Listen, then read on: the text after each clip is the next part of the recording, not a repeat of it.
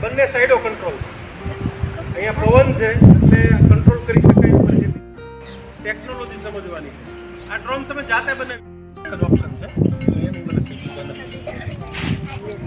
એટલું બધું નજીક કરી પેલા આને ક્લિયર કરી પછી નજીક લઈ જવાનું મળી જાય ને પછી.